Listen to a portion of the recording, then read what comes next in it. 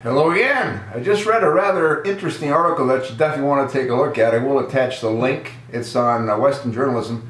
And the title is Disastrous Shortage of Doctors. Hospitals Exactly What Obama Wants. And it shows you a photograph of Obama's limousine with no back end. And behind it is the Capitol, or the Rotunda. And what the idea here is that you can't go far without a back end. Obamacare, again, doesn't have a back end. Although the article doesn't mention that, it does mention a whole lot of key points.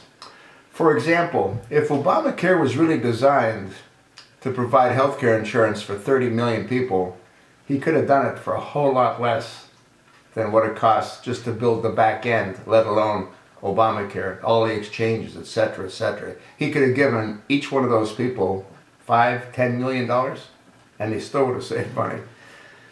But what's important to realize is that this administration went ahead and produced 2,700 pages of law,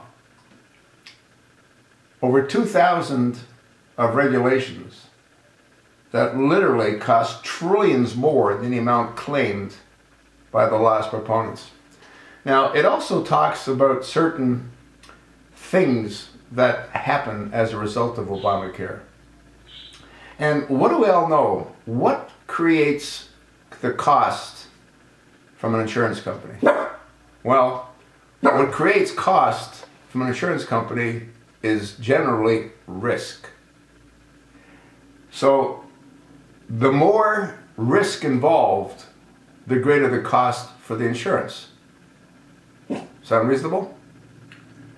All right, why do you think, and this isn't in the article, this is just me, why do you think the administration is going to all kinds of extremes to find out who has guns? Doctors are going to ask their patients, or are asking their patients, do you have any weapons at home? Connecticut had to register their weapons, and those that didn't register their weapons, guess what happens to them? Well, they're considered felons.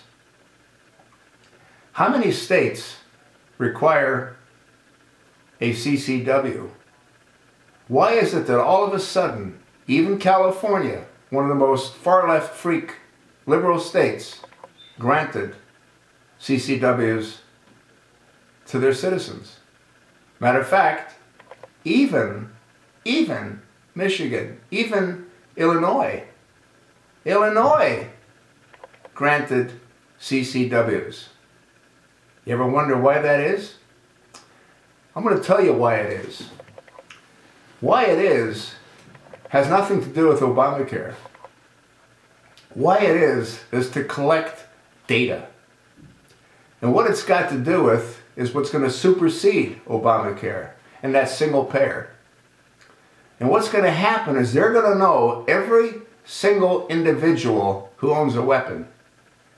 And every single individual who owns a weapon will be given an option. You know, I did videos on this last year when they were talking about those booths that Jeanette Neapolitano had ordered with the red light and the green light. And I had said that the reason for these booths is they're going to set them up all over the country.